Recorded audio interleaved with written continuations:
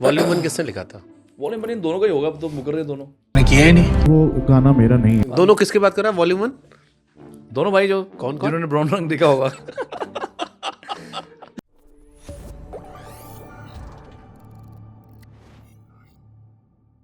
तो आप एक सीक्रेट से और पर्दा निकाल सकते हो। वॉल्यूम वन किसने लिखा था? कौन सा वाला? Volume one volume one in दोनों का ही होगा, अब तो मुकर रहे हैं दोनों। किसका? दोनों का? तो वही बात है, जब आप बैड बॉय हो तो देन आप अच्छे बनने जाते हो। और मैं पहला अच्छा इंसान हूँ जिसने कभी बैड बॉय लगाया नहीं है। ये दोनों बच्चे हैं, मैं बैड बॉय बैड है हम। दोनों किसकी बात कर रहा है? वॉल्यूम वन दोनों भाई जो कौन? जिन्होंने ब्राउन रंग देखा होगा। नहीं देखो, उसमें कोई बुरी या अच्छी बात नहीं है। वॉल्यूम वन अगर गाना चल गया। देखो छोटे यंग थे, बच्चे थे दोनों।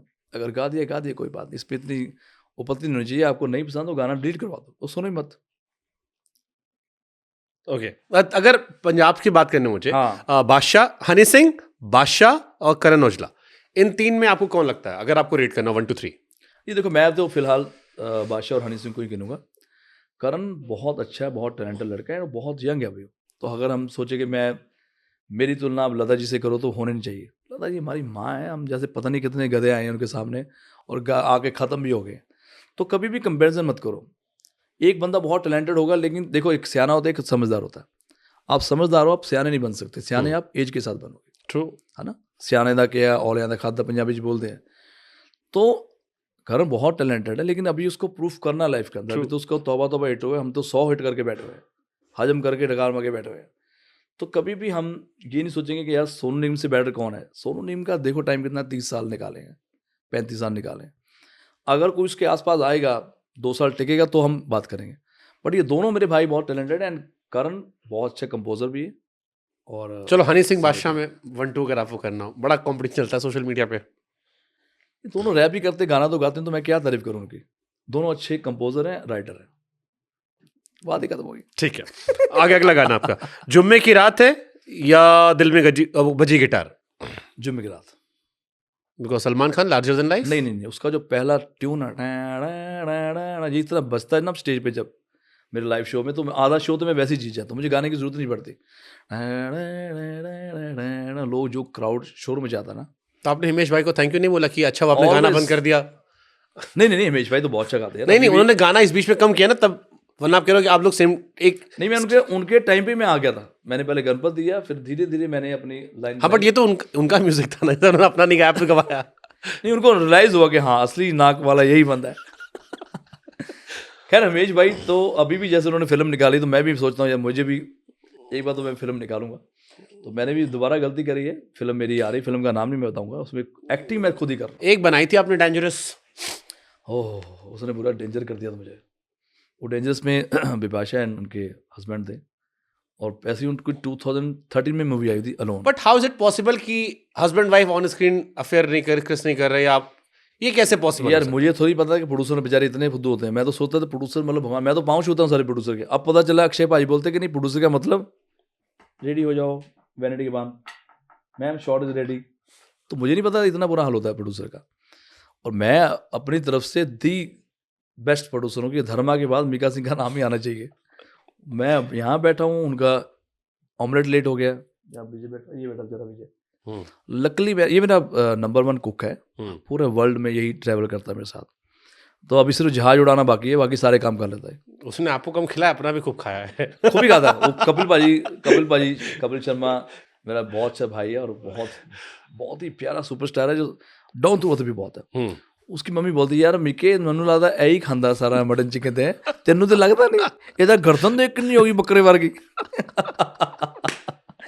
तो मैंने कहा, मैं क्या विजय, ये जो एक्टर लोग होते हैं ना बेचारे, ये सेब सूब ही खाते हैं क्योंकि डाइट बहुत ज़्यादा कंट्रोल करते हैं। तो तू चल जा यार, खुदा ना खास्ता कुछ गलती होगी तो तू कूद जाना बीच में। वही हुआ। वो बेचारी सुबह उसने खाना नहीं खाया और शूट पे चल गई। उनको याद नहीं था। अब उस पर वो सुबह मुझे 11 बजे फ़ोन कर रहे हैं, बेका what is this, what is this happening and what is the, ये इतनी बेकार तुम्हारी प्रोडक्शन है। मैं क्या हुआ क्या? मेरा ऑमलेट। मैं इसको बोला, मैं यार तू साले खुद बना दे ऑमलेट। इसने ऑमलेट खाना है, इन्होंने चुप कर जाते हैं या सेब खाते हैं। इसको पहले ट्रेनिंग दी थी मैंने। वही मुझे पता ऐसा होगा कि एक ऑमलेट के पीछे पूरा शूट रुक जाएगा। 3 घंटे वो ऑमलेट के पीछे पूरा शूट रुक गया, जो कि प्रोड्यूसर को पता ही नहीं है बेचारा। प्रोड्यूसर पूरा पैसा दे के भेजा हो सबको, जाओ। तो बाद में उनकी लात टूट गई करण की, उसका लात का इलाज हम वहीं करा रहे हैं, वो इंडिया में भी हो सकता था और सारी हमारी मतलब 90% डन हो गई थी मूवी। वो 1% जो बचा था वहाँ उसका बेचारे का फ्रैक्चर हो गया, कोई स्टंट बच्चों वाला उन्होंने दिया, ऐसे स्लाइड करके एक सूटकेस को लात मारनी है, उन्होंने 3 बार लात मारी। अब देख लेना मूवी हमारी बनाई हुई 3 बार लात मारी जब वो प्रैक्टिस कर रहे थे, चौथी बार में उसकी टांग टूट गई बेचारे की। अब टांग टूट गई, हम ये नहीं सोचे कि टांग टूट गई, हमने कहा शिट यार हमारी पूरी शूट रुक जाएगा। तो 3 महीने पहले उनकी लात वहीं ठीक होती रही, फिर वो इंडिया में। खैर मेरी अभी भी बिपाशा या उनके हस्बैंड से मेरी नाराज़गी नहीं है, मैं ये बात इसलिए दोहराता हूँ कि जो भी हमारे मुंबई में स्ट्रगल्स कर रहे हैं, जो स्ट्रगल कर रहे हैं बेचारे अच्छे खासे हस्बैंड वाइफ या हीरोइंस, वो हमेशा सोचते हैं यार हम क्यों नहीं ये चीज़ हमें मिली, सक्सेस क्यों नहीं मिलती। जब मिलती तो आप उसको पचाते नहीं हो, आप सोचते हो यार जो प्रोड्यूसर है वो सारा हमारा नौकर है। आप प्रोड्यूसर के एक परात ले लिया करो और उसके पाँव धोते रहो करो, माई बाप थैंक यू, क्योंकि कल क्या होगा पता नहीं। हालांकि उन्होंने भी इंडायरेक्टली आप पर रिएक्ट किया था। नहीं उनका बनता है, पर उनको मेरा उन पे उंगली उछाना नहीं है। मैंने बताया कि मेरे जैसे तो कितने बेचारे राजस्थान से प्रोड्यूसर आते हैं उठा के जो भाग जाते हैं, क्योंकि वो उनको सही कोई गाइडेंस होते नहीं है, जो मुंह मांगा वो पैसा मांग लेते हैं, जैसे वो रहना उनको वैसा रहना है। तो कई बार तो बेचारे लोग 1 करोड़ दे के भाग जाते हैं कि मूवी हमने शुरू करनी है, और हीरो तक तो पहुंचता नहीं उसका, वो पहले ही भाग जाते हैं। सो अगर आपको जो बाकी जो हीरो हीरोइंस बैठे हैं जो नहीं जिनको काम मिल रहा है, वो पूछते काम क्यों नहीं मिलता, उसका रीज़न है कि जब आपको काम मिलता है आप प्लीज़ उस काम को रिस्पेक्ट करो। ओके आपका क्या होगा या सावन में लग गई आग? धन्नो भी खूब चला था। धन्नो में अपनी तो देखो, जैसे धन्नो में ना मुझे नहीं यकीन था, इतना बड़ा गाना है सब। फर्स्ट ऑफ ऑल गाना सर किशोरदा गाना किशोर था, कुमार, बोले कहाँ हला मीका उसकी भी सिंह, म्यूजिक ढपली वाली क्या कहाँ मीका सिंह कहाँ किशोर कुमार, ऊपर से अमिताभ बच्चन के ऊपर वो गाना पिक्चर आई था पहला लावारिस। तो हाँ, तो मुझे थैंक्स करना चाहूँगा मेरा साजिद खान, जिनकी ये मूवी थी, फराह खान, साजिद खान। I know. तो उन्हें बोला यार मिक्का गाएगा गाना हिट होगा, मैं खुद ही कॉन्फिडेंस नहीं था। और शंकर महादेवन जी, क्योंकि अब प्रोड्यूसर डायरेक्टर ही बोला तो वो म्यूजिक डायरेक्टर नहीं डिसाइड कर पाते कई बार। तो मैंने बोला यार यू श्योर कि क्योंकि ये गाना बहुत गालियाँ मुझे पढ़ने वाली हैं, उसका वो साला 100% है तो मैं 1% भी नहीं आ पाऊंगा।